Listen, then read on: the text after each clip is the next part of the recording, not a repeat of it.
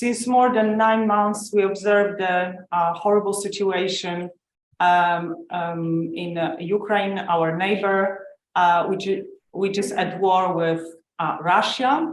And today we have a special guest who is going to tell us about not only the situation at the moment, but also about the future, about the rebuilding cities and territories of Ukraine after the war, which we hope will be very soon. And I would like to welcome Dr. Olga Mrinska, our colleague and friend. Olga, welcome you in Euroreg, this time, yes, virtually.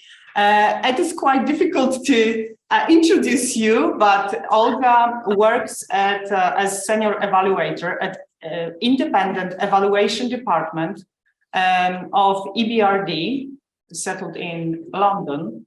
But today she's going to speak in her private capacity as a researcher and co-founder of Urban Space 500, settled in her home city, Kiev.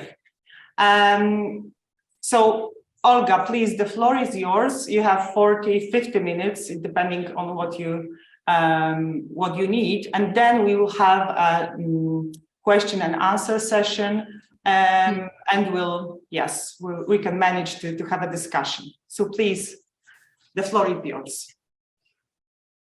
Dziękuję bardzo za zaproszenie na seminarium czwartkowe Euroregu. I can claim that my Polish is very good, so I will be speaking in English.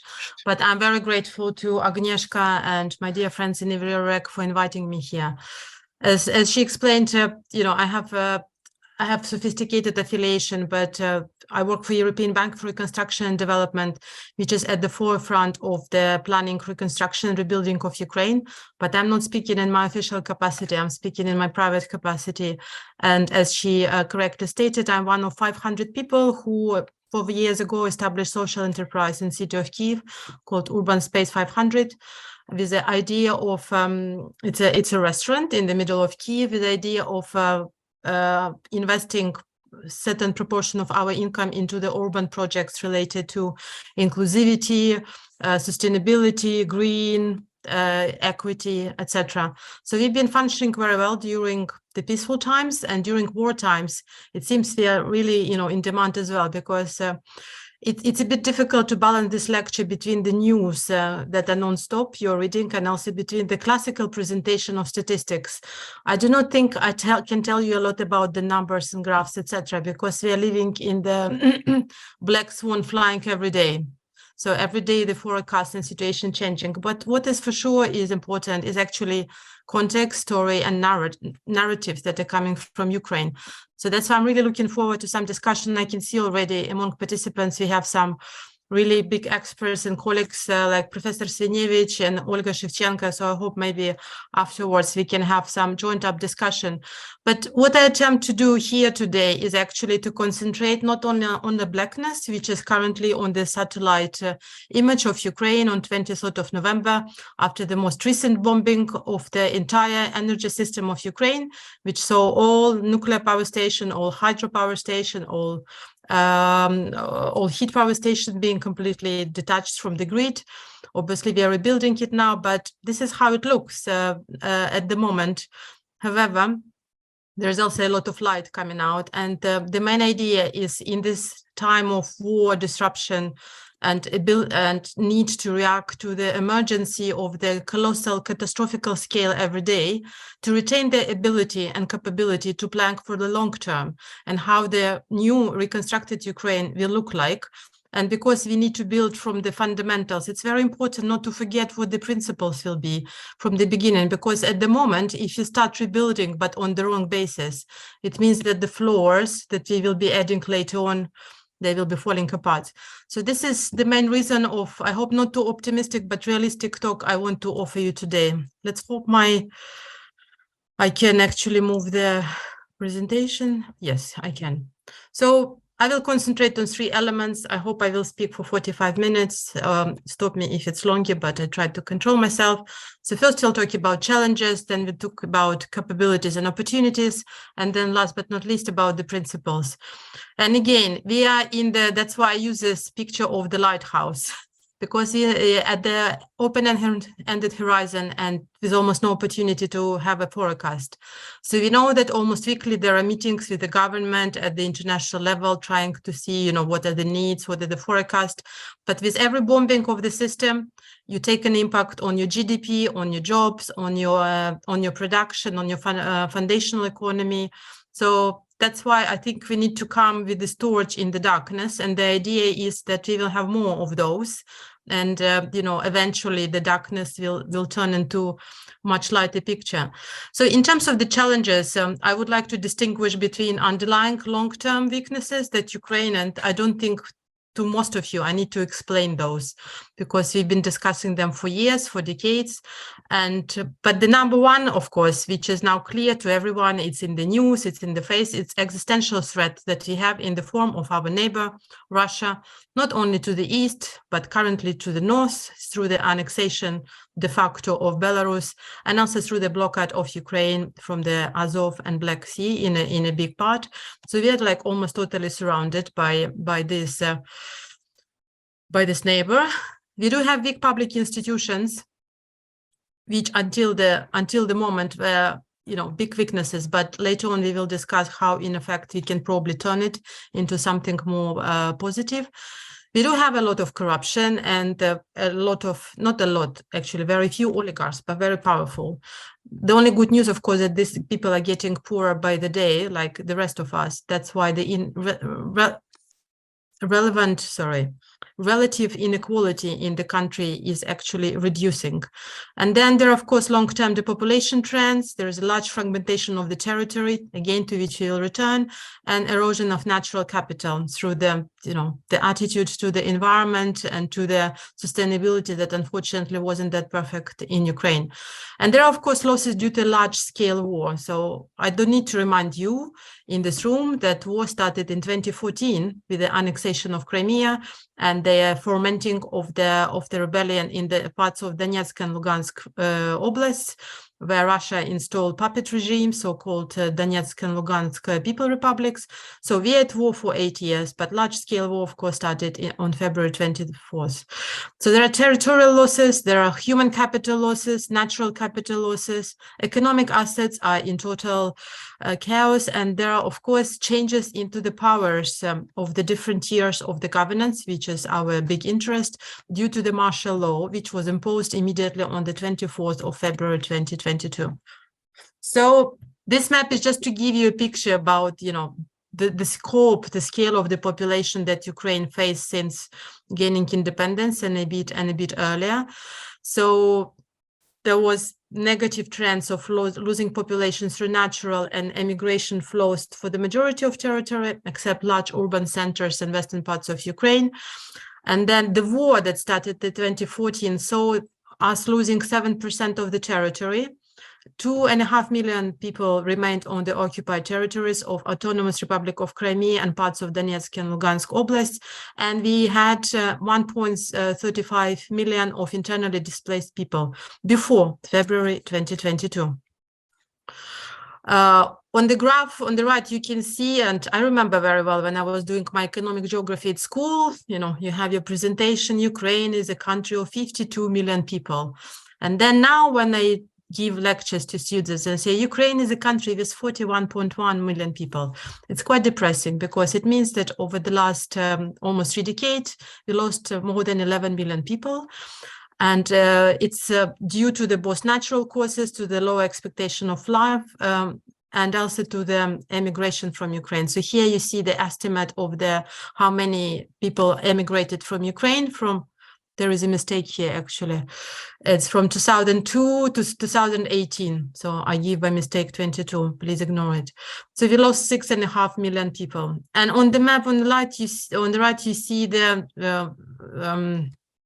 Ukrainian Ministry of Regional Development, based on the statistical service information, prepares an index of regional human development.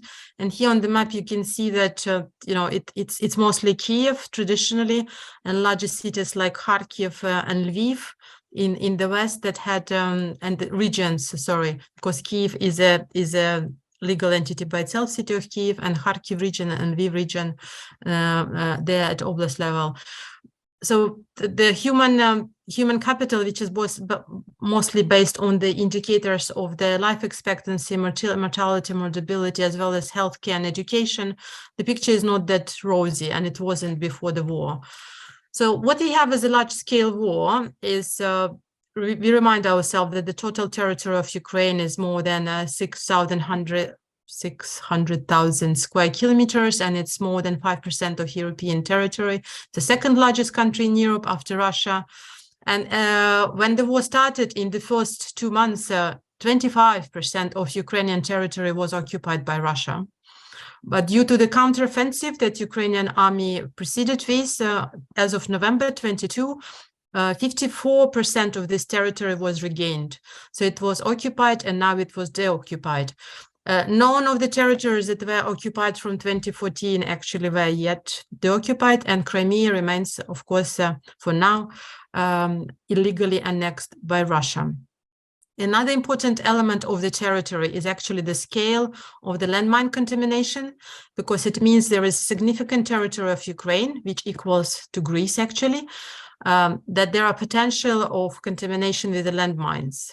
And it's important to remember, because it will be years, it will be millions, if not billions, of resources that would be needed to turn this productive, fertile grounds into something that can be used for agriculture, industry, or services. And there, of course, the most painful element of the picture is the loss of human life. So here I'm using only official statistics, and there is nothing on military here. So I will not give you numbers how many Ukrainian soldiers from the army, from territorial defense and police lost their life. Unfortunately, or fortunately, these numbers are not available. But if you take the total population of Ukraine as 41.1 million, the internally displaced people now constitutes 17%. And we have officially registered number of refugees in the countries of European Union as 7 million, which is 16% of population. Of course, this picture should be taken with a grain of salt, because some people already returned, especially from September, and this number do not include countries like Great Britain that had a large scheme of homes for Ukraine, countries like United States and Canada, again, that have large schemes that welcome Ukrainians. We have 14,000 confirmed civilian deaths, out of which 372 are children. And we have confirmed by Children Ombudsman of Ukraine 7,000 cases of deported children, out of which 51 were returned. But if we read Russian sources, and we are talking here about the territories of Mariupol, Melitopol, and the regions of Donetsk, Zaporizhia, Kharkiv regions that were under long occupation, they are talking about well, obviously they say that they're refugees, but in our minds, it is a deportation. So 1.9 million people were deported, out of which more than 300,000 are children. And we should remember as well, as last month, Russia approved the law by which they significantly simplified the procedure of adoption of Ukrainian children by Russian families. So these children being snatched from, I'm not saying all of them, because there is, of course, proportion of population who moved to Russia on their own volition, but there are families that have been enforced and forced to leave country, children separated, and now these children were put through the adoption process. And we are, of course, some of us with iron nerves who can watch Russian TV can see how they're welcoming them in their families in order to re-educate them, for them to speak proper language, which is Russian, and to forget about all this nonsense of Ukrainian nationalism and Nazism, history, language, and things like that. So we are talking about gigantic loss of the human capital by Ukraine, which unfortunately will take decades, if not longer, to recover. And of course, it's not the first wave of the human loss in gigantic quantities that Ukraine is suffering, because we can go back to Holodomor, which we celebrated only commemorated last week, when we lost almost 10 million of population. And then, of course, Second World War. Moving forward about the damages. There is a good exercise which is based on internationally recognized methodology of rapid damage and needs assessment by World Bank. There is a joint exercise by government of Ukraine with European Commission support and technically executed by Kyiv School of Economics, where there is a real-time assessment and evaluation of the damages caused by war. You can see on this chart that 50% of the damages so far is to housing. And on the map to the right, you can see the proportion. This is by number of the dwellings, the stock, which oblast of Ukraine suffered the most. Obviously, where you saw the occupation and large military action, they suffered the most. The second area which suffers the most in terms of damages is infrastructure, is 35 billion. And then we see industrial assets, education, so lots of schools, universities. For some of us who've been to Kharkiv many times, is the capital of universities, 30% of them probably affected. University of Karazin and others bombed literally to pieces. And this is very painful. So especially for all of us who are in higher education and academia, seeing the destruction of the physical capital, but also human life of Ukrainian academia and higher education is very painful. The overall cumulative damages at this moment of time, and I'm saying, I think it was fixed for September, is $127 billion US. And it is estimated that in the next 36 months, it means 3 years, Ukraine would need more than 100 billion just to address the urgent needs of infrastructure, healthcare provision, education, schools, bridges, roads, housing, etc. So as an example, in terms of the destruction of the vital infrastructure, so for those of us who sometimes travel to Ukraine, and unfortunately, I'm not one of those yet, but my family is. So you cannot fly, and Ukraine airspace is not active. 19 out of 35 airports were destroyed. We are totally blocked from the sea. So you know about Grain Deal Corridor. So there are only certain goods that are allowed to leave Ukrainian ports. Otherwise, Ukraine lost all of its maritime capabilities. And there is a huge reconstruction of the logistical chains that are now all going west towards Poland, Hungary, Slovakia, Romania, and Moldova, and use of the railways and the roads in terms of the delivery of the goods and services and people. So the cost of war. So I told you that there are no forecasts, and I think it wasn't published, but when Prime Minister of Ukraine were presenting a draft budget for 23, and I must say, despite the war, it was all done on time. So the budget calendar has its milestones, all milestones in 22 are being followed despite the war. So GDP growth is predicted at the 4.6%. I'm not sure how. Inflation 30%, and the predicted exchange rate is 42 hryvnias per dollar, which everybody's saying it will be 50 in the nearest time. So again, that's why I think it is important not to pay too much attention to the forecast. In terms of the budget, how we see it, 50% of the budget in 23 will be spent on military. So it means all other spheres of the social economic life are seeing huge cuts.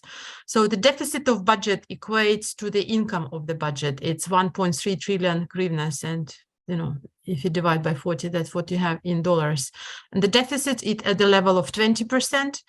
And in all previous years, the allowed level of deficit was at 2.3%. And another important element, according to the Ministry of Economy, around 5 million Ukrainians lost their jobs already. So huge deficit. How is it going to be covered? Through borrowings, obviously. So domestic are on very low level, only 90 billion hryvnias, but external borrowings are to be at the 1.6 trillion hryvnias level, which would bring overall debt to GDP ratio to more than 100%. Unfortunately, this will be reality of Ukraine for quite a few years to come. The IMF and EU commitments, as we assigned now these big crisis packages, would provide Ukraine with $1 billion per month as a direct budget support. Additional 1.5 billion will be coming from US direct budget support. In terms of the economic elements, an important thing is to remember that there have been a lot of relocation. So there is a state-supported program of relocation, which is also currently integrated into DIA. We will talk about the DIA digital platform a bit later. But according to, again, Ministry of Economics, as of October 22, 770 enterprises relocated, mostly to western regions of Ukraine, Lviv, Zakarpatska, Chernivtska, and Ivano-Frankivska, Khmelnytska regions, and which allowed to save 35,000 jobs.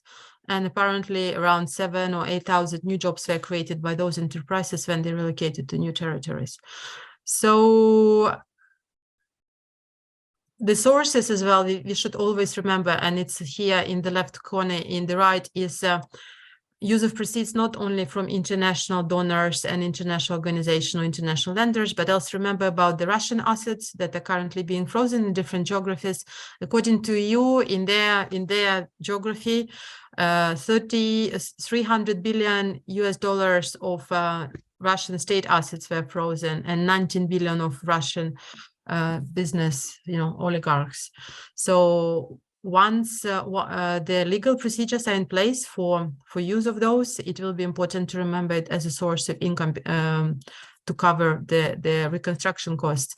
And it also should be noted that a lot of financial institutions are gearing up. So it's not only IMF, but also EU has a large package, but also G7 group and institutions like European Bank for Reconstruction and Development, for example, which promised that by the end of 2023, 3 billion US dollars will be invested in the economy of Ukraine, mostly real economy, and it would be both private sector and state-owned enterprises. So what happened to the powers of the regions and cities in Ukraine? So martial laws bring a lot of changes.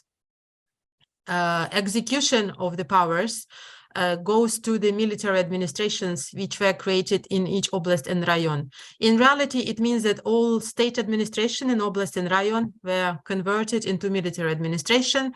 In many cases, existing heads of those administration were reappointed, but in many cases, especially frontline oblast, it is mostly military military personnel that were appointed as heads of those administration.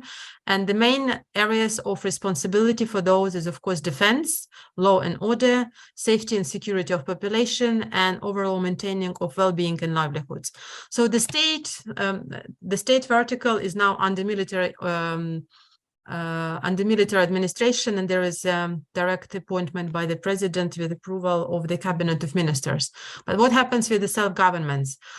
So in a way, self-governments cannot be dissoluted, and there are martial law have several options of the situation when self-government stop its functioning on the territories. So mayors and heads of gramadas which were elected, as well as the councils, continue unless they've been self-dissolved. So imagine in a situation of Kherson, if you're mayor of Melitopol, he was actually kidnapped and later returned, the city council just self-dissolved in order to stop legal execution of the powers on this territory. Another situation is that the council stopped performing its functions because by law there is expectation that the session is gathered at least each quarter, and special sessions are convened, I think, monthly for the making decisions on the land allocation issues. And if it's not happening, it means the council is not performing its function and it's being inactive.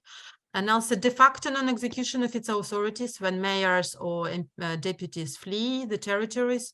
There are cases, of course, in eastern parts of Ukraine and western in Zaporizhia Oblast, in Donetsk, Lugansk, of collaboration, when either local councillors become, self-appointed mayors or heads of administration of the Russian occupational forces.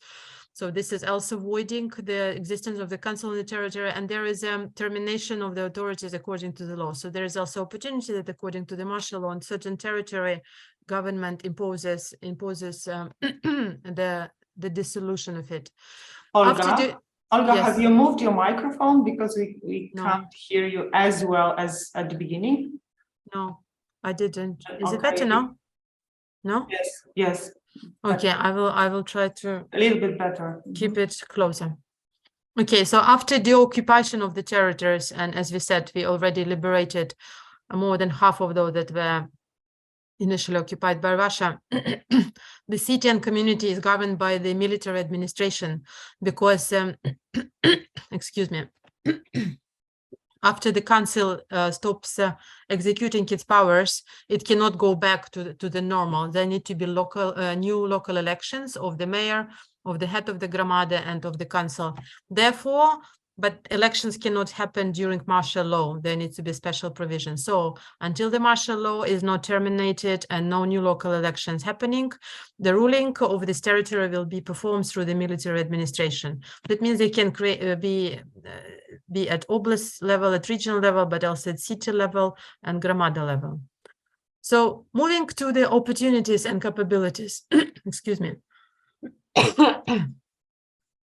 So first we need to look at those of them that are long-term, and that's those that were created through relatively recent reforms of decentralization. We will stop at it separately. Experience of reconstruction. So we should remember that in 1986, we had a great movement of people in this country because of the explosion of the Chernobyl nuclear power station. And we have experience of building brand new cities, literally in 1 year, city of Slavutic and other settlements. So there is an experience of this type of activity in Ukraine, although obviously not of the scale that we are seeing now. The pre-existing society self-organization.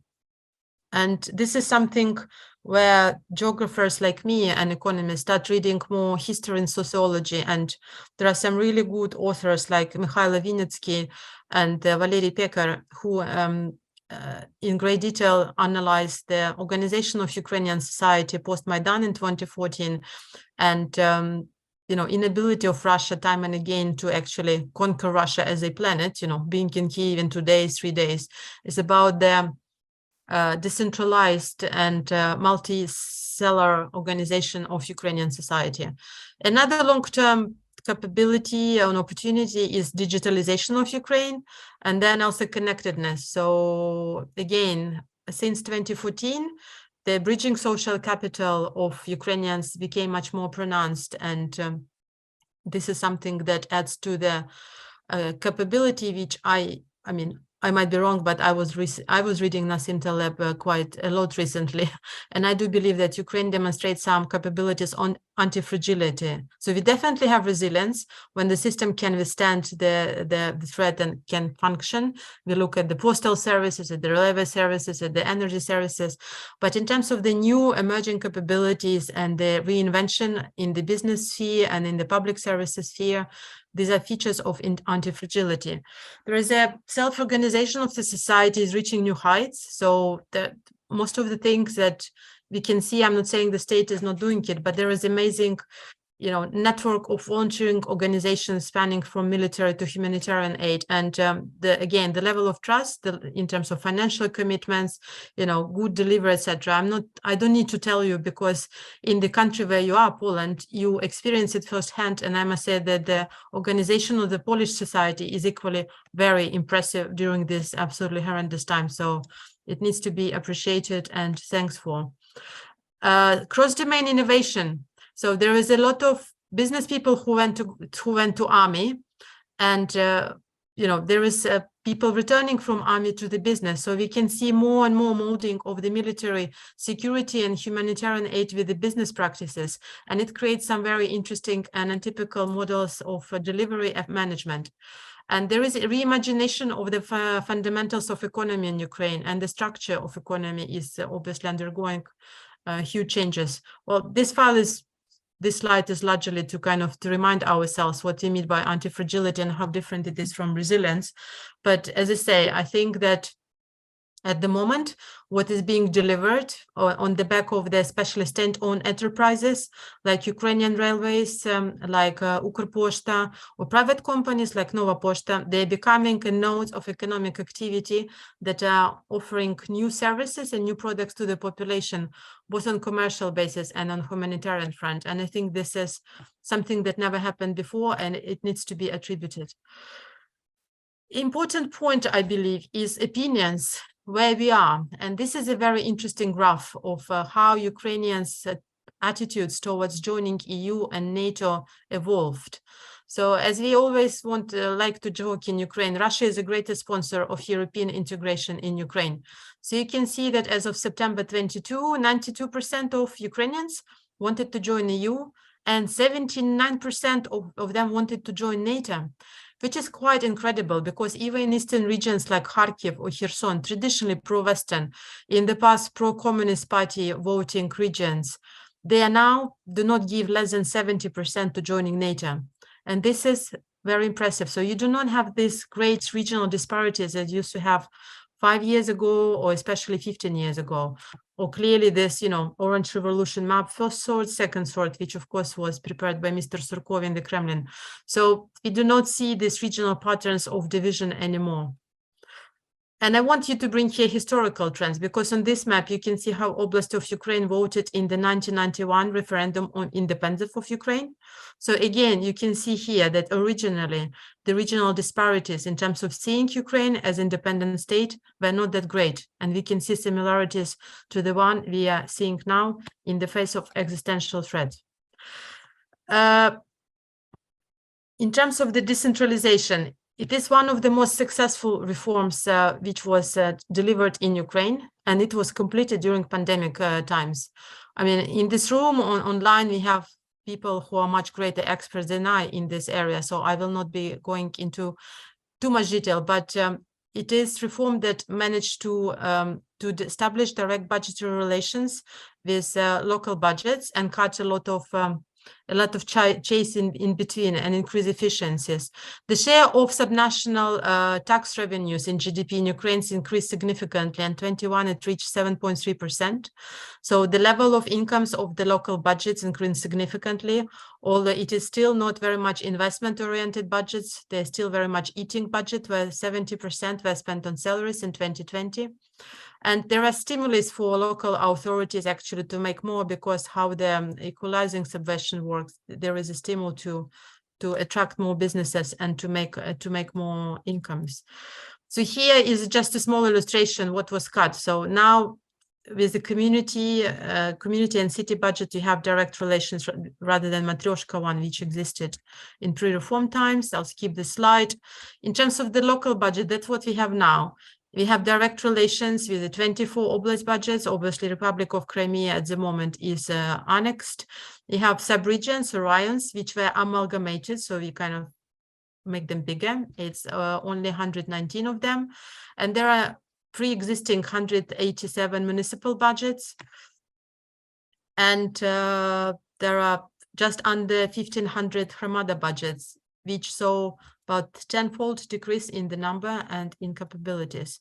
So this slide is a bit historical, but it shows you the dynamics, how reform impacted the financial capabilities of the local budgets.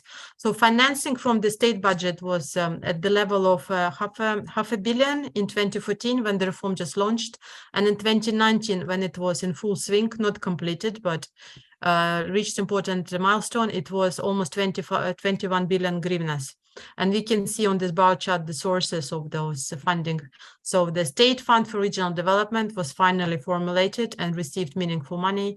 There are also social economic subvention and sectoral subventions that meant localities, including amalgamated Gromadas, have more financial resources.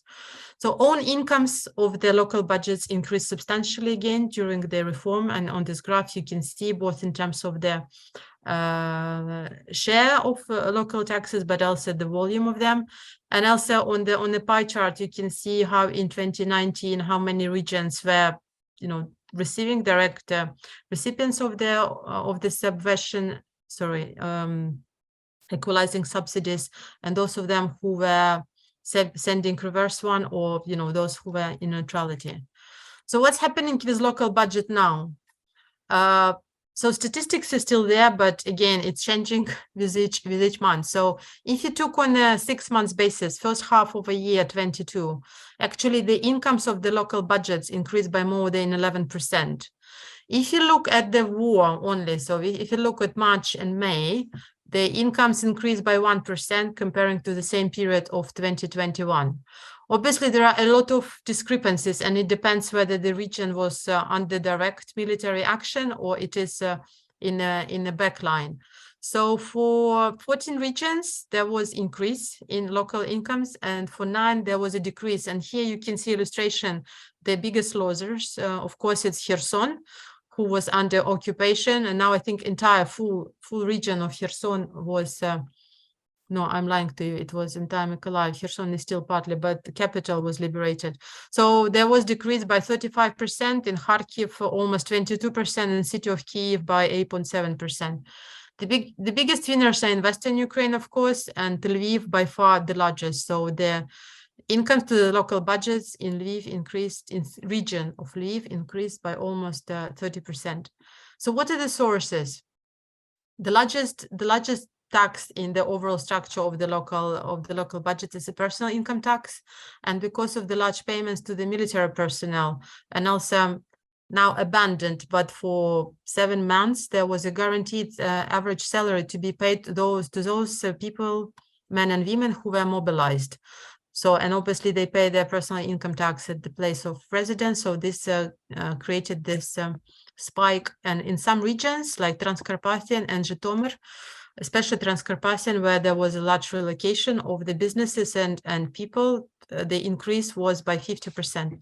Other taxes see some decrease, especially those that were substantially amended due to the martial law. So, for example, you might remember that in the first couple of months when they bombed all fuel depot and refineries and things like that, there was a huge deficit of petrol. So at the moment, this problem resolved through the creation of the different value chains and the delivery chains of the fuel, but there is zero excise duty on fuel, and these are local budgets that are receiving this money. Also, according to the new martial law, taxation system, the land tax was put on hold until I think summer 23. So all these incomes are not actually getting into the local budget, which creates strain.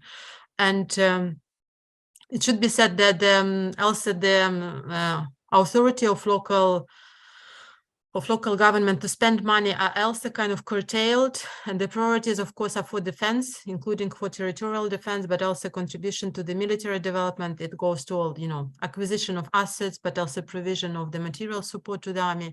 But so that's why the expenditures for things like health, perhaps, and education, and especially investment in the economic activity or, spatial development, are severely affected.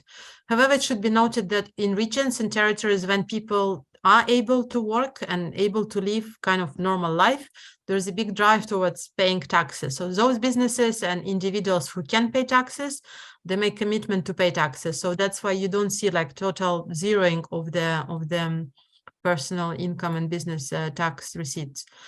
So what was the response in terms of the government? We just saw a little bit some of the legal changes, and in a minute we'll go to the slide with the reconstruction plan. But government is working very hard, obviously jointly with the coalition of international partners.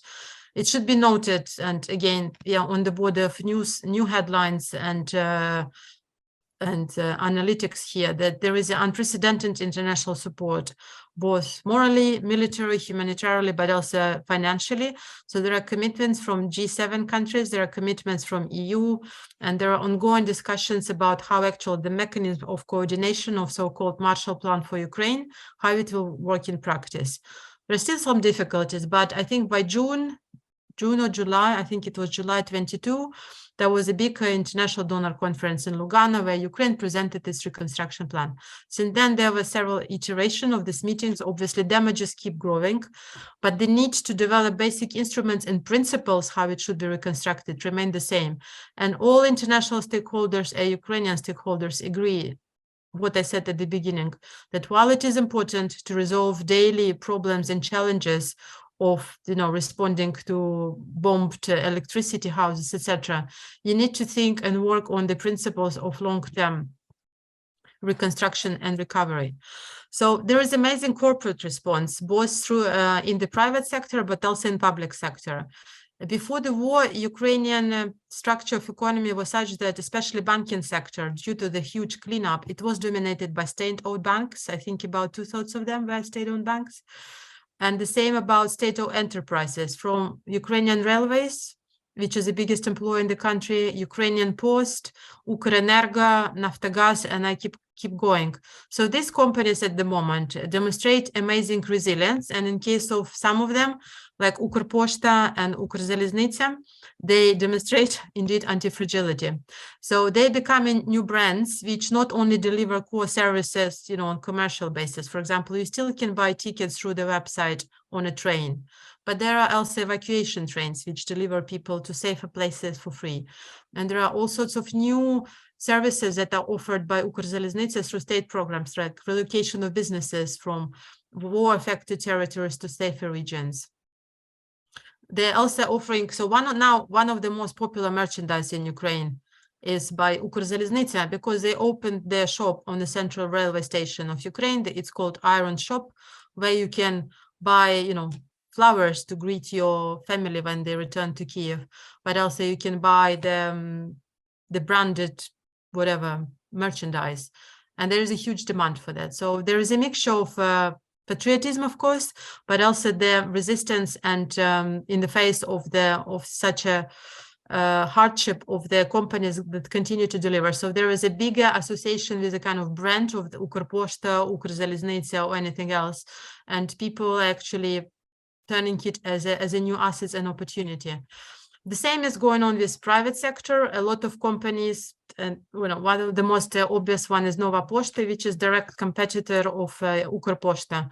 So this company is now, because it was always, it has one of the most extensive network of the delivery centers. It dominates, I think, parcel market by a factor of 70%. So they're using now their kind of logistical centers as the service provision for the population. So when you have a blackout, for example, in Ukrposhta, you can go, that's where you will, because they have a Starlink capabilities and they have the non-stop generation facilities. They offer you electricity, warmth, Wi-Fi, mobile signal, and things like that.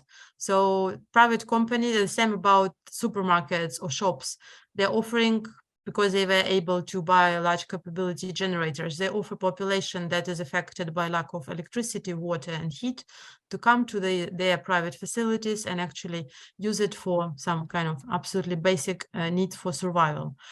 And foundational economy is taking shape, and people understand the importance of having water, heat, and electricity, and also, basic value chain for the food supply and services. And there is a reorientation in terms of their priorities and vision of it.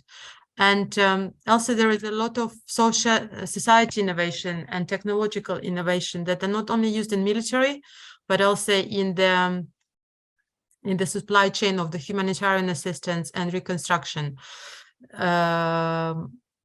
We do see some companies that continue to invest in new facilities in Ukraine. So not only in relocation, but they're building new production capacities. And some companies actually is opening their production facilities in other countries. Some of them from pharmaceutical sector or from biomed and some others. So I'm not saying all of them, but there are indication of that. And of course, IT industry of Ukraine, Agnieszka knows better because now she has a new project with Ukrainian colleague on this. But IT industry, obviously until very recent total electricity blackout, showed very big resilience through the relocation. So there was, like, for example, organized relocation of Kharkiv IT cluster to Uzhhorod.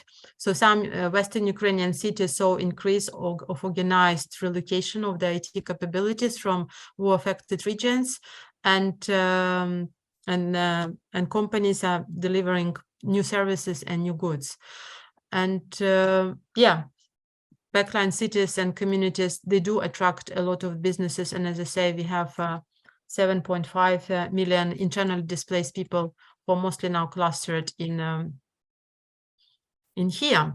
This map was prepared by the Ministry of Regional Development in June. I think it was prior to Lugana, where they defined 4 groups of Ukrainian oblasts. So they now have group 1, which is frontline, the one where you have an open fighting still, or those that been just recovered. And there you concentrate on the basic things, mostly extracting people, extracting businesses, and maintaining some sort of order.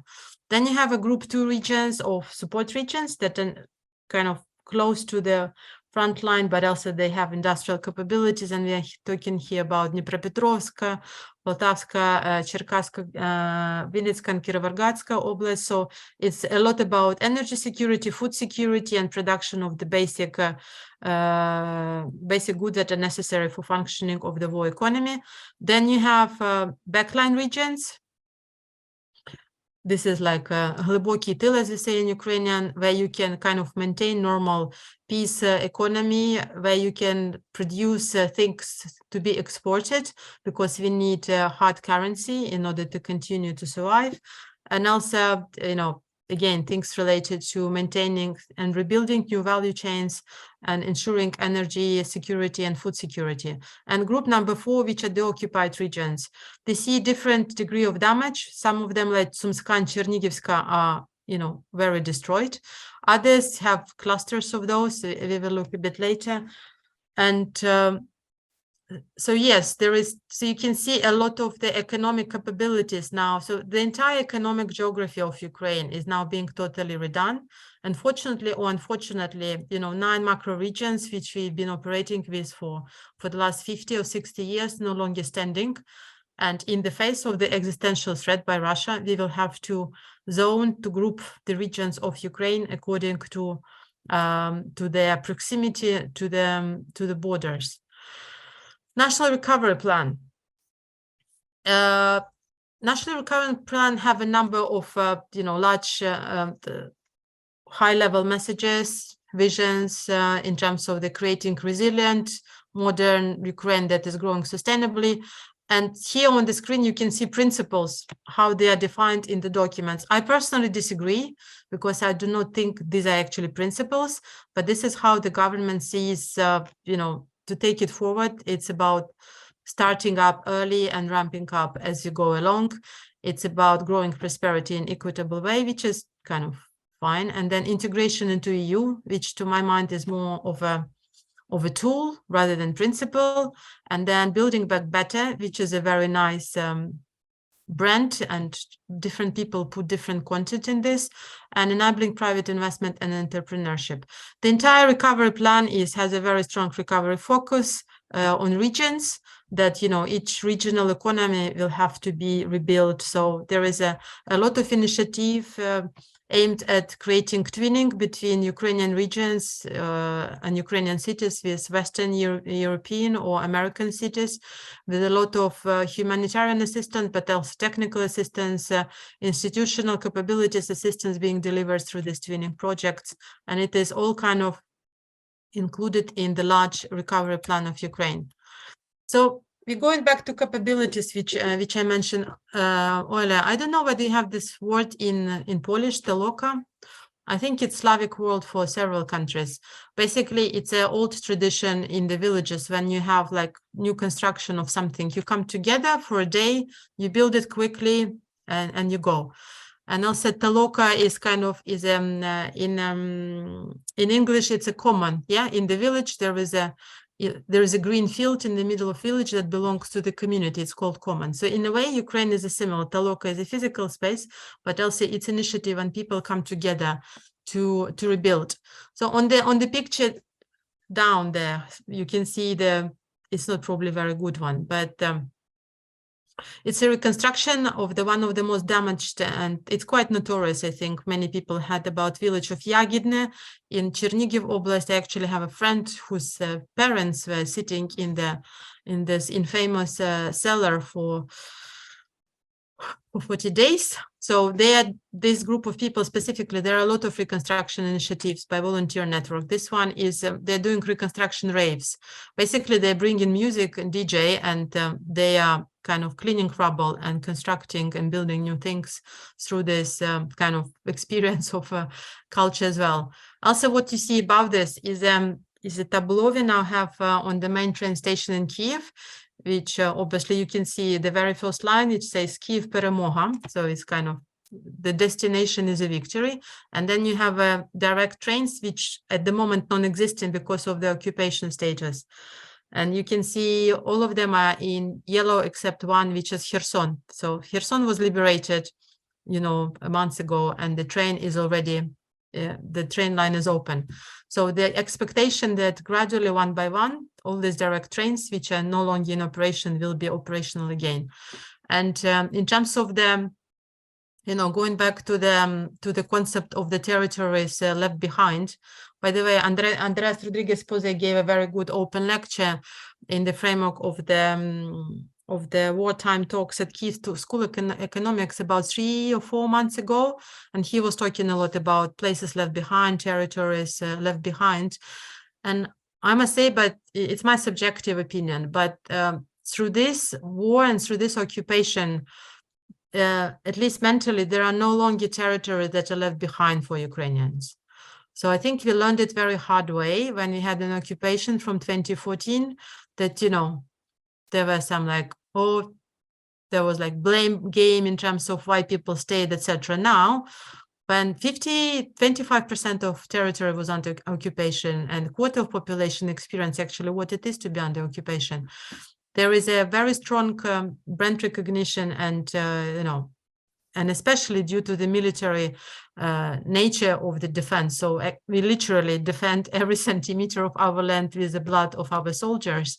So I believe that Ukraine now for a very long time, at least mentally, and, you know, in terms of the vision of the society, we do not have places that are left behind. And especially now there is more attachment to Crimea, to Kerch, to Sevastopol, because how the territories are being occupied in eastern and southern Ukraine gives hope to those 1.3 million internally displaced people from Crimea and eastern Ukraine that very soon they can go back home again.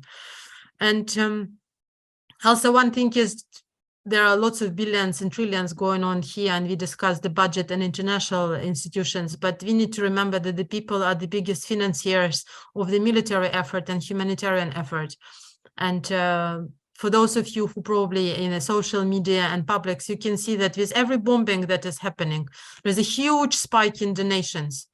So when the first one happens on the 10th of October 22, when they bombed the headquarters of Ukrenergo and some keynotes of the Ukrainian grid, just in one day, Ukrainians fundraised 55 million US dollars for a number of drones.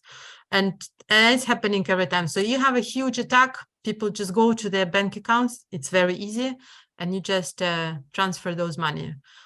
For those of us who can still make living and, you know, who have salaries, it's kind of almost daily exercise.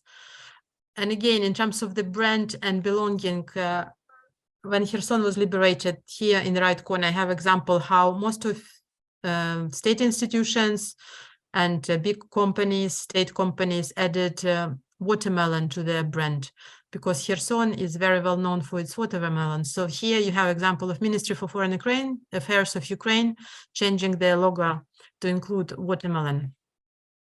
Rebuilding, here you have a picture of a city of Slavutich, which didn't exist in 1986. It was built collectively by, and you can see here, I don't know how well you can read, but it's a list of all the capitals of the Soviet republics that immediately send their help, and the whole Slavutich is constructed in the quarters. One is Yerevan quarter, Riga quarter, Baku quarter. That's where the construction brigades from those republics were coming and building the city very quickly. So this is one of the example how reconstruction is happening. And on the right, you can see one of the block of flats in Kyiv who suffered immediately, you know, in February 22. And the lower picture is how the block of flats looks today. So there is a huge effort on reconstructing the housing, especially in liberated territories of Kyiv and Chernihiv Oblast. And there are a lot of initiatives from local Ukrainian architecture bureaus. So Slava Balbek is quite famous Ukrainian architect. So he is now he launched a pilot in Kyiv region, in Irpin, in Bucha, obviously one of the most affected communities, where with the use of design and, you know, human-centric design, there is provision of temporary accommodation to residents of Bucha and Irpin, and it's again through the fundraising with both international philanthropic organization, but also businesses and Ukrainian citizens. I think I need to be finishing soon, so I will have to run through Yes, please. digital capabilities. This is one of the good example how it's happening in Kiev. So with the use of drone and digital, remote capabilities and modeling, how the estimations of the levels of destruction and the cost of destruction is being done. So this is obviously then feeds into the real-time damage assessment about which I talked earlier. And I want to mention about digital capabilities, which are very important. There are certain things that happened before the war about which we are not aware, but we became aware later on, is that a lot of the state apparatus, public sectors was migrated to the cloud before the war. And it was in a way in the face of the risks that everybody was aware due to the Russian aggression, but also it's due to the huge move to digitalization of the public services and state apparatus, which were brought by President Zelensky, establishment of the Ministry of Digital Transformation. And especially in Poland, you probably already know what DIA is, which means action in English. So it's a application which currently provides you a multitude of opportunities for Ukrainians. So it keeps your digital identity. That's where you can file, that's where you can register your baby if you have a baby. That's where you can file them for damages of the destruction of your property. You can file it officially. That's why you can apply for the loan in the framework of a SME support program 579. That's where you can basically do lots of things. And in the COVID time, that's where you would register for your COVID vaccination as well. And here we have also examples of the digital platforms before the war since 2014, and I think it was operational by 2018. We have a fully digitalized public procurement system, which is called Prozora, which means transparent. This system, which is based on open data and open sourcing computing and decentralized ledger systems, like basically using blockchain technologies, was then reproduced in the Prozora sales, which is a system that is used, for example, of the sale of the state assets and for privatization. So instead of doing the murky sales through the manual platforms, you have it totally digitalized and transparent. Another example is recently created Ukrainian Reconstruction, Integrity and Sustainability and Efficiency Initiative, RISE, which brings together civil society, Ministry of Infrastructure and Digital Transformation to create fully digital workflow end-to-end in terms of the reconstruction of infrastructure in a way that is meeting standards of transparency. And of course, you have Starlink here. We wouldn't survive without Starlink. Here is examples of ingenuity. I mean, I'm a bit cheesy here, but you obviously know that we do not have our, for example, naval anymore. We lost all our ships after Crimea was seized.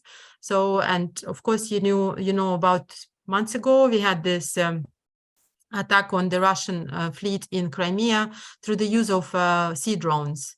So this is one of the examples of the innovation and use of technology, which is becoming more ubiquitous. And on the cover of Time, you can see the example of Ukrainian innovation. It's called Ether, if I'm not wrong. It's one of the most advanced prosthetic produced by Ukrainian company. And obviously in Ukraine, you would need a lot of those in the nearest future because the level of mutilation and disabilities is going to be huge. And cheesy picture at the bottom is how the manicure salons currently working. So when people have air raid, they move their businesses into the car parks and bomb shelters so they can continue to deliver basic services according to women, and they can actually still make living. So I came here to the principles which in the opinion of many, would need to guide Ukraine's reconstruction going forward. Well, first is energy independence, and obviously we can see now that we don't even have a choice because our grid was disabled and it is at the moment dysfunctional. Again, I'm not sure how much knowledge is in this room, but it so happened, it coincided in time that Ukrainian grid was integrated for experiment. It was a dry run into European system on the 24th of February 22. So it was long planned, the timeline, that through the long-standing reforms of the Ukrainian grid, they would start to switching off from Russian and Belarusian grid and would be joining European one. ENTSO-E, and it happened on 24th of February 22. And since then, this decoupling didn't happen. So in a way, Ukrainian grid already has autonomous capabilities, but because through the large destructions, there is a need to rethink totally the decentralized system and the system that are built on the, like beehive cells, where you can have more agility in terms of the connecting different sources, which are largely should be based on renewables, which are plenty in Ukraine. Another principle is transparency and integrity. I just mentioned to you about the digital capabilities that are there, and I mentioned about long-standing problem of corruption and ambiguity of economic vested interest in Ukraine. So there is no doubt that if you have this huge trillion price tag reconstruction in Ukraine, that the principles of transparency and integrity should be there from the start. Otherwise, the reliability of Ukraine as a partner and ability of us to fundraise funds for this will be very, very limited. The principle of equity is very important, and now there is more understanding of it, not only in terms of it's include gender inclusion, but also include the inclusion of people with disabilities. And we need to remember that it's not only physical disabilities that Ukraine is facing. We are facing a nation of 41 million being mentally affected, because it's entire nation, including people who are located remotely, like myself, who are suffering from post-traumatic syndrome. So this needs to be factored in, and this leads us to the next section, which principle, which is human centricity and inclusion.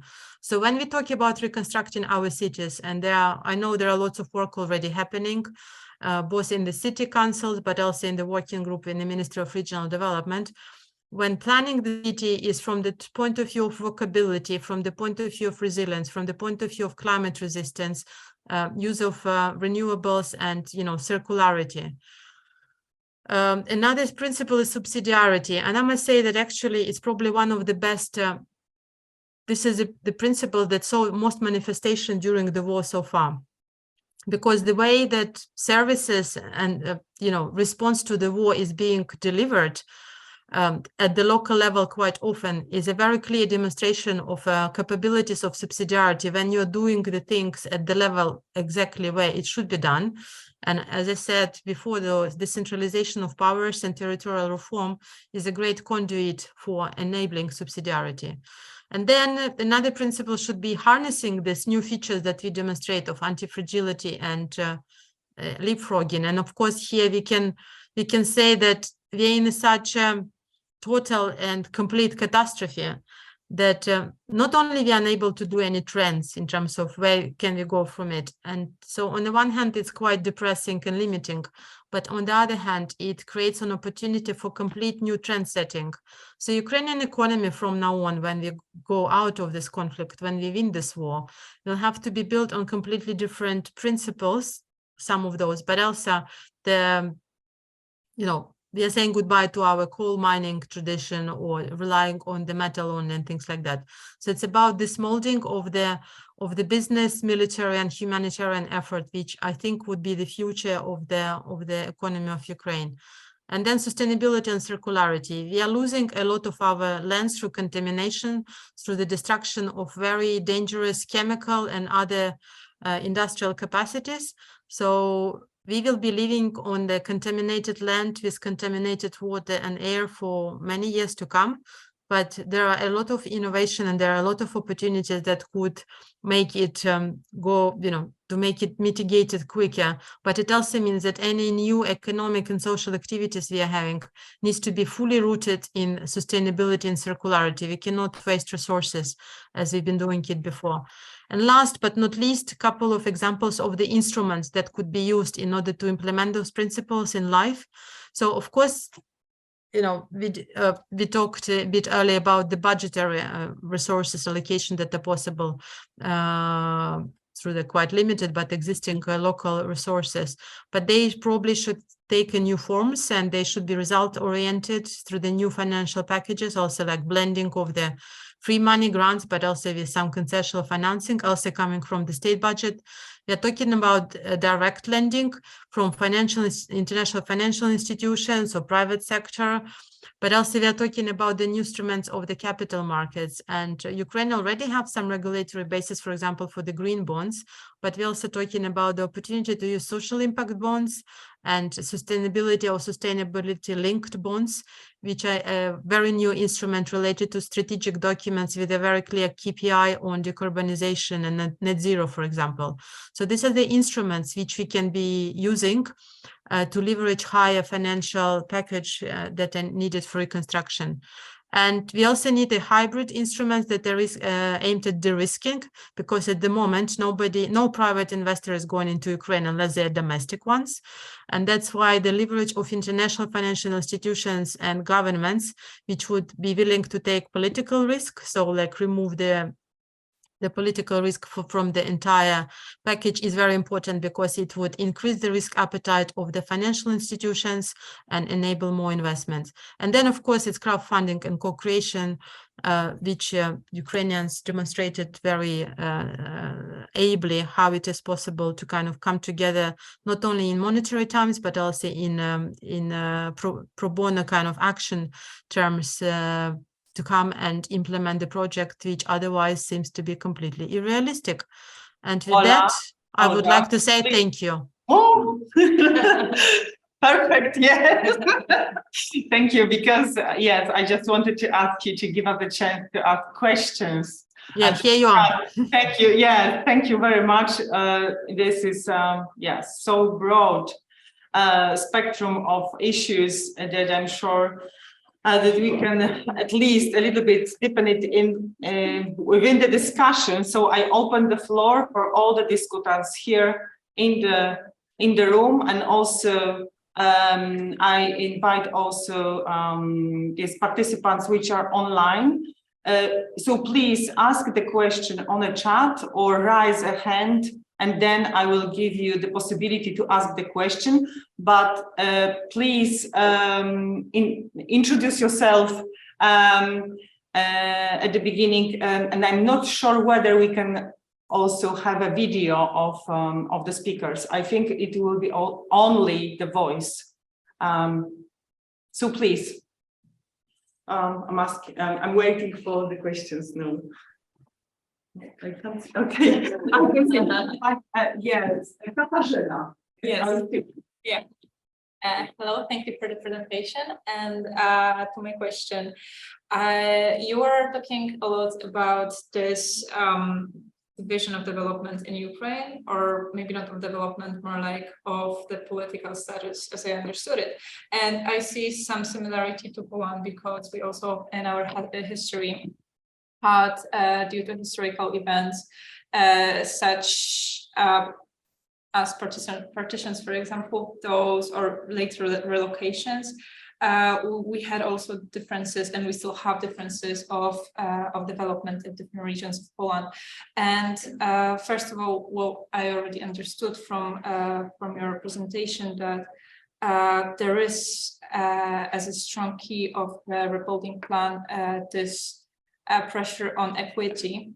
But could you elaborate a bit on what is exactly the strategy, and how is it supposed to be achieved? So what is this process of the convergence going to look like, and like how this unification of Ukraine can be achieved? And another question is to this Toloka. As you mentioned, I don't think we have this word in Poland, in Polish, at least I don't know it, but what are the possible threats of it? And by that, I mean, is there any possibility, because I don't know if it's only like as cleaning up, or is it also as active rebuilding?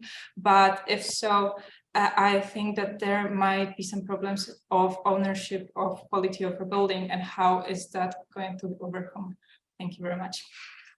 Yes, Olga, maybe you can ask a bunch of questions, because I have here Maciej, and then I suppose Krzysztof Herbst is online and would like to ask you a question also. Okay, hi Olga. Thank you for this overall picture of the situation and the challenges and plans for post-war reconstructions. And I have a few questions. The first one is related to the fact that finally Ukraine became a candidate to be a member of the European Union. And what does it change? What do you expect from the European Union, especially focused on strengthening administrative capacity, especially focused on regional and local governments? So that's the first question. The second one is related to the project we have been conducting on the territorial cooperation. And what might be, in your opinion, the role of territorial cooperation between European regions and cities and Ukrainian partners in local development and also post-war reconstructions? You mentioned an example, and maybe you can elaborate more and give us a more general picture of some possibilities. And finally, regarding EBRD, which offers a lot of assistance for Ukraine, I have a question whether this and your institution provide any form of support for transfer of good practices between regional and local authorities. So direct twinning agreements, whether you support such an instrument. That's my question. Okay, we have 3 more people.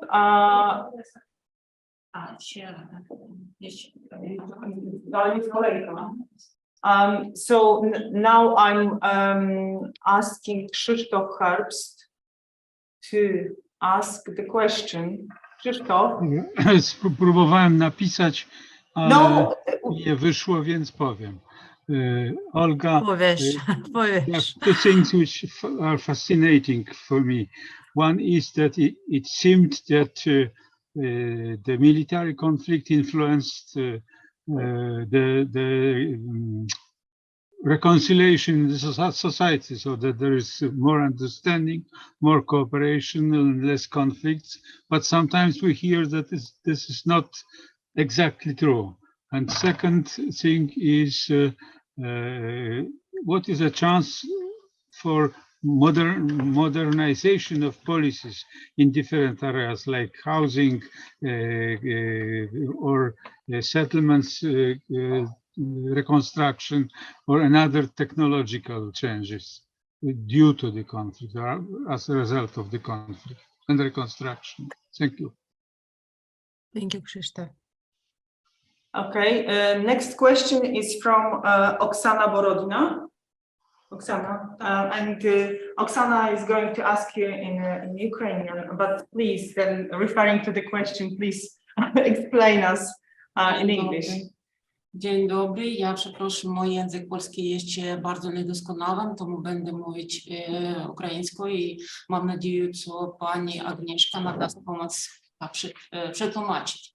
Pani Olga, ja bardzo дуже вдячна колективу і керівництву Єврорегу за те, що мам можливість спілкування з такою знаною регіоналісткою, як пані Ольга. По-перше, це говорячи про те, що людина, яка свого часу писала артикули з такими знаними науковцями, як Анатолій Федорович Ткачук, а Анатолій Федорович є отець of Ukrainian decentralisation, то є знаний науковець і знаний регіоналіст. Да? От буквально декілька днів, тиждень тому вийшла моя велика стаття у Віснику економічної науки України стосовно повоєнного розвою України, і я розвивала там декілька таких думок. Я знаю вашу позицію з приводу повоєнного розвою міст України, саме відбудови, фізичної відбудови міст України. Я знаю, що ви маєте такі певні принципи. Перший принцип – це людиноцентричність, другий принцип – це стресостійкість, відбудови повоєнного розвою України. І от перше моє питання, і от пані Агнєшка, перше питання моє стосується саме фізичної відбудови міст України. Є такі міста, які ми будемо відбудовувати з нуля. То є Маріуполь, то є Бахмут, то є Ізюм, то є Буча і такі інші. Ми будемо їх відбудовувати з нуля абсолютно. Як ви вважаєте, знаючи ваші принципи, тож людиноцентричність, також принцип там стресостійкості і таке інше, як ви думаєте, досвід яких країн ми маємо враховувати при відбудові тих міст? З якого приводу я задаю це питання? Я щиро переконана, що якщо ми будемо відбудовувати з нуля, то повинна бути якісна відбудова, якісно нова, якісно нової свідомості відбудова, щоб то не було просто копіювання радянської забудови, хоча я знаю вашу позицію з приводу того, що і радянська забудова для вас не була абсолютно, Не вся, да. Я знаю, що ви наполягали на тому, що радянська забудова, вона все ж таки мала принцип людиноцентричності, і вона виходила з того принципу, що, скажімо так, житло то не є тільки капітал. То є перше питання, так? So the experience of the what kind of experience of which cities and which countries we need for rebuilding the cities from the scratch. Am I right?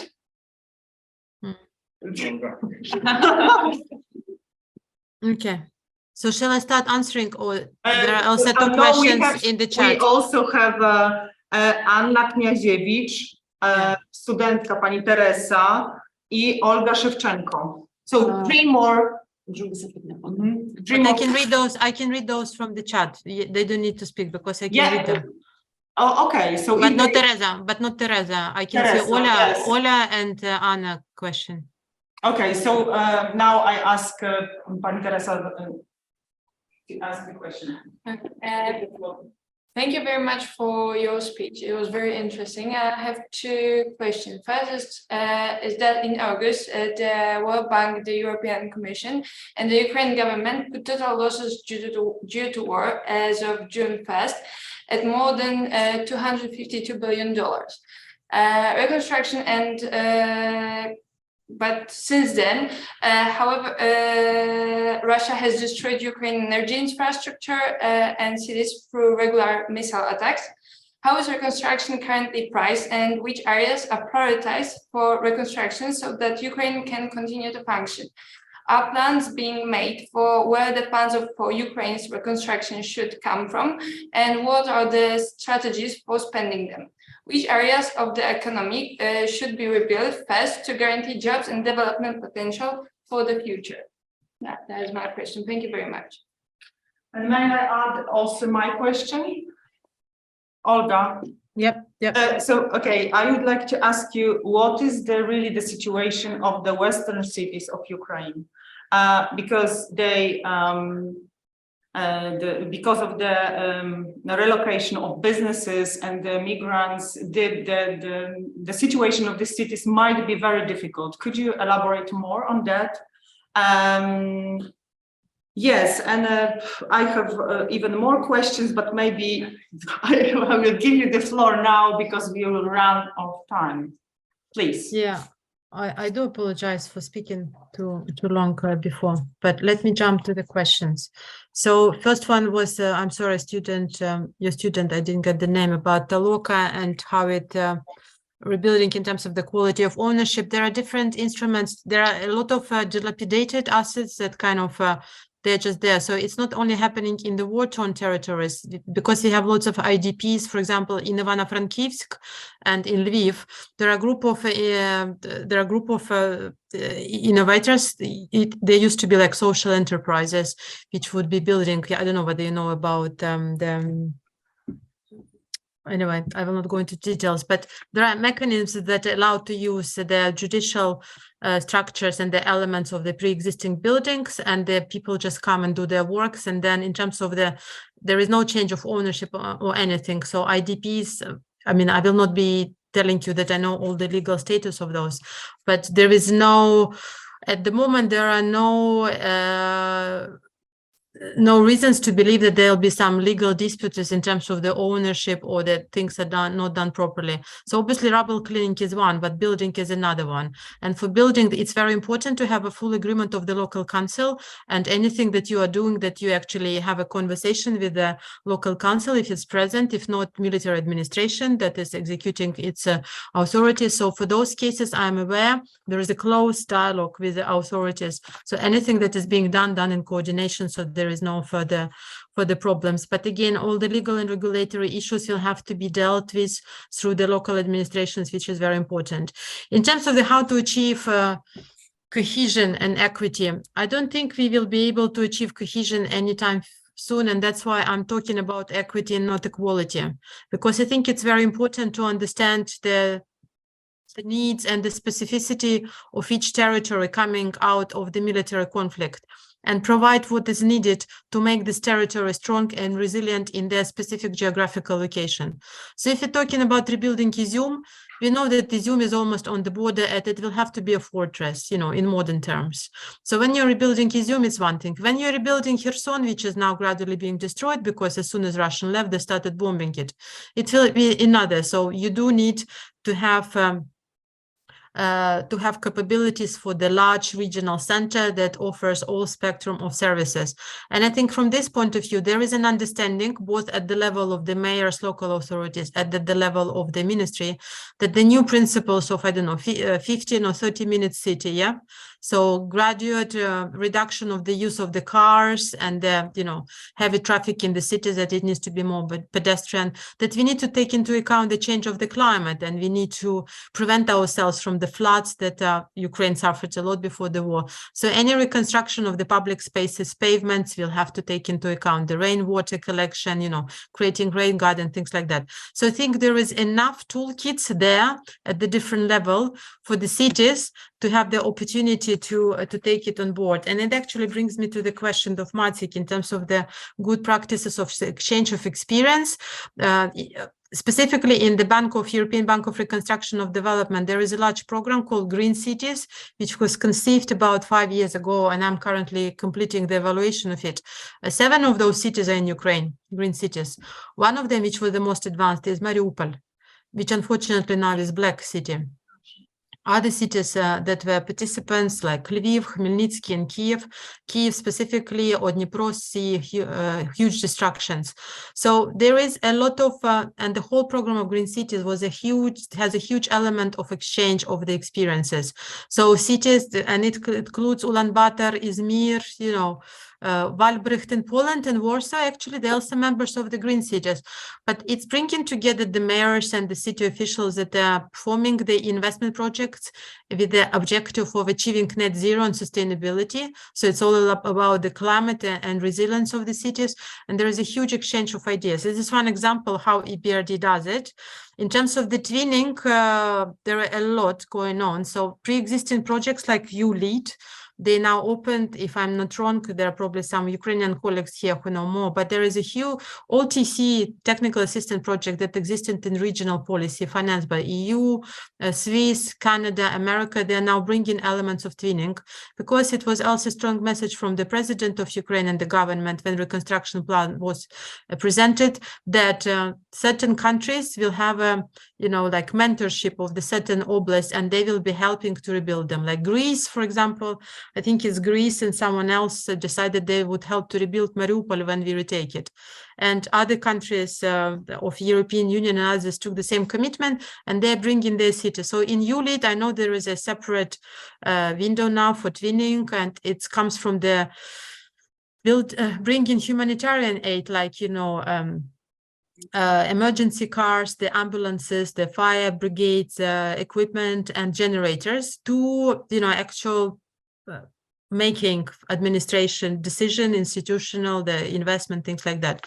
In terms of the EU candidate status for Ukraine, it's amazing because obviously we need to reconstruct and rebuild, and because we committed to join the European Union, it means, and we know that for a fact that we had to rebuild lots of our regulations, lots of our standards, from the construction sector, housing, planning, everything, sanitary and phytosanitary norms. Now we just use a quick acquis and we just join and we go. So it also, in a way, I'm not saying that we need to copy paste completely, but it's important to have congruency with the European legislation. And it will also mean that probably potentially we need less capacity internally because, you know, it's already done and you just follow this path. It's much easier to follow the path that was already created by others like Poland, rather than, you know, cut your own roads through the jungle. So this is, I think this is a big advantage. I hope I answered all your questions. Krzysztof, modernization of policies in housing and reconstruction. Examples, plenty. I mean, on the slide when I showed the digitalization, I talked, for example, about Prozora Sales, which is a digital platform that is used for the sale of assets of local authorities. And as far as I know, about a week or two ago, they signed agreement with the Association of the Local Authorities of Ukraine, where there is a drive towards capacity building and education of the communities, village communities and head of the villages, how to use a platform in order to rent out their assets, to sell their assets, or to do any other things related to releasing equity from the asset that belong to the village or a small town which are otherwise dead. So there is a lot of things related to the use of modern technologies. Obviously, Mariupol, for example, EBRD just launched a new project, create the, you know, digital, you know, remote evaluation of the damages, but also we are living in the era when you can create digital twins. So in a way, there is already capabilities through the IT industry of Ukraine to create the modeling in the virtual world that would enable you to plan effectively for the materials, use of materials, including recycling from the rubble that we have plenty, you know, recycling of the metal that we have plenty.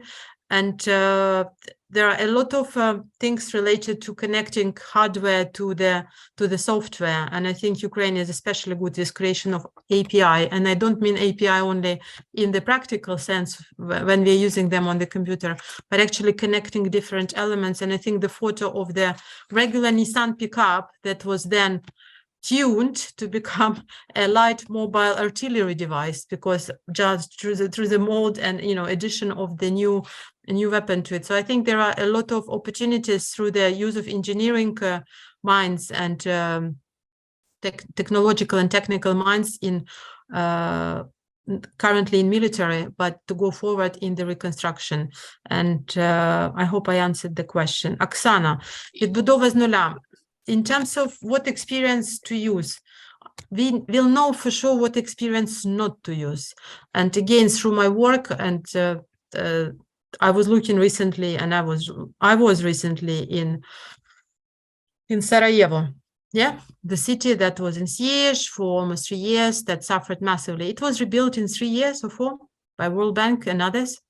And when you come to the city now, you know exactly what not to do. So in terms of, I think that's why it is important, the slide which I presented at the end, in terms of the instruments. Free money, grants, you know, hand-me-downs are not good. Because if, you know, if tomorrow somebody comes to the bombed city and say, look, we will give you 30 free buses, they are 40-year-old buses, they use bad petrol, the exhaust from these buses are horrible, you know, you will have asthma and eczema if you use these buses, but say, yeah, because you don't have anything else, let's use them. Is it really a good decision? Because the experience of other cities like Sarajevo is no, because then you will have one of the most polluted air in the world, which is currently what Sarajevo is facing. When we look at again at Lebanon, you know, the rebuilding which was happening, which resulted in the most recent upheaval in the country, you can see how not to do, because lots of resentment was exactly due how the reconstruction process was built, how vested interests were given to the close to people, to the government, and how lack of transparency and integrity led to complete mess up. So there are lots of examples how not to do things. How to do it properly, I think we can look for the disaster reconciliation in countries maybe like United States, or post-tsunami reconstruction in Southeast Asia. And there could be experiences, but the war in Ukraine is very different. So I think in terms of using the principles and the ideas and the quality of life that we can observe in the cities of Europe or most livable cities in the world would be important, but obviously we will have to do it in the most efficient way because we don't have the same amount of money. I have questions from Teresa about prioritization of areas. You have like 5-7 minutes because we need to be in the framework of university lectures. So sorry, Okay. but yes, please. 5 seconds or 5 minutes? 7 minutes, yes. Okay, so prioritization, we are now facing we are down to the basic level of Maslow pyramid. So everybody know Maslow pyramid. We are at the level of security and safety, which is absent. So if you don't have electricity, if you don't have water, if you don't have mobile connection, you have nothing. Therefore, clear priority for now when everything is bombed, of course, to ensure energy security and reconstruction. So there is already big packages of support to Ukrnaftogaz, other energy providers, including city, regional, in order to restore their capabilities. So this is what's happening now. Also, it creates jobs because you need to install all these things, you need engineers and etc. There are huge employee among Ukrzaliznytsia, Ukrposhta, Nova Poshta. So financial, and what I mean by foundation economy is all this basic infrastructure and food security items. They're huge employers. So I think at the moment it's, sorry to use the word no-brainer, that you really need to rebuild the basic level of our safety and security. And it takes a lot of money and it gives a lot of jobs.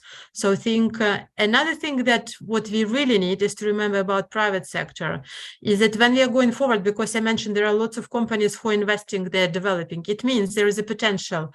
And the main problem is not to suffocate them with a new regulation or limitation that would not allow them this economic activity. So while the state needs to take care about the basic level, it also needs to create enabling environment for businesses to thrive at the higher levels and let private sector be there, but regulated in the way that would enable growth in a sustainable and innovative way. Olga, what is the situation in Western cities of Ukraine? It's they're overcrowded.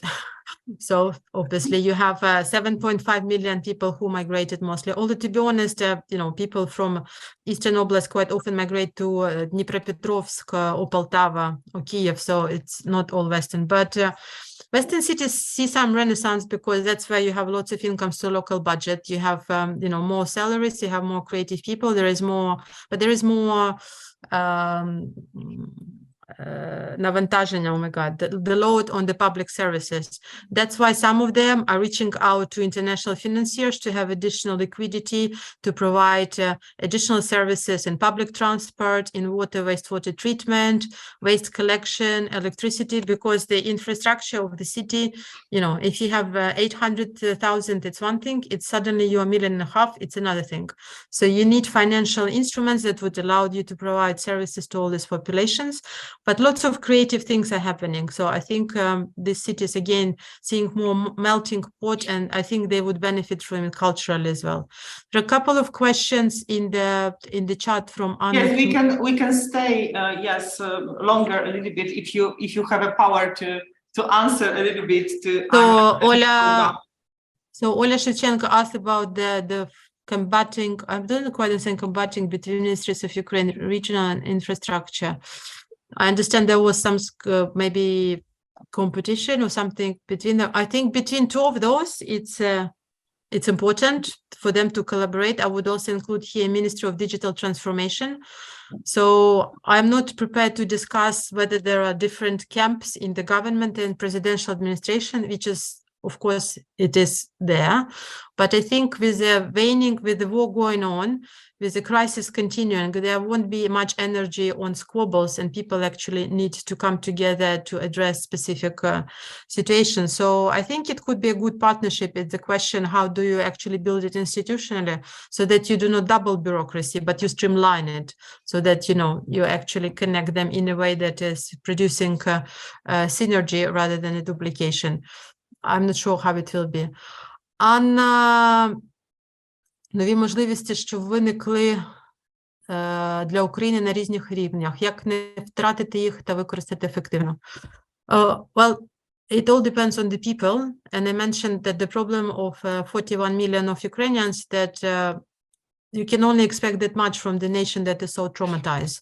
So it's the opportunities we have. We are still very much in adrenaline mode, and we are delivering, but we are in marathon. So soon, one by one, we will stop dropping. Hopefully not that we can be, rejuvenated. But it's very important that these opportunities are looked at through the prism of the human beings and what they can do. Because I told you the majority of resilience and anti-fragility we demonstrate now is due to the human spirit and the determination of people not to give up. So as soon as this element is gone, the opportunities might be not there. So the question is, how do we maintain our stamina, and how do we find the energy and help each other also with international support to actually continue seeing those opportunities? Relocation, what is a consequence for economy and forecast whether companies will go back and whether there will be conditions for going back in strategic perspective. I think it's very true. The map I showed you with the 4 types of regions, I think it's correct to keep it like that. So if the enterprise was relocated from Izium or Kharkiv, I'm not sure it's a good idea to bring it back anytime soon. So the war is open, and we know that even if now this stage will be somehow terminated, we know that until Russia exists and the form that it exists, we are basically huge Israel in the middle of Europe. So the question, you will have to totally reimagine your industrial geography. You will have to stop allocating it, where you have a coal mine or ore mine, or where is a big hydropower station. I'm sorry to say it's all obsolete and old. So now if you need new production facility, build a solar park, build a wind park, use biogas, use other geothermal sources. But the whole geography will have to be dismantled and brought in together in the new pieces of the puzzle. That's my opinion. So about returning back, if it's services, if it's IT, Kharkiv, huge city, yes. But, if you have Zavod Malyshevo there, I would actually rather move it away and locate it in a safer location where it will not be a target of the Russian military. That would be my answer to this question. I'm sorry I was speaking for too long, but I hope I managed to answer most of the questions. Thank you very much for this really great presentation, and for being not only realistic, but also optimistic. Щиро дякую. Слава Україні! Героям слава! Thank you. Bardzo dziękuję. Do widzenia. Bardzo dziękuję.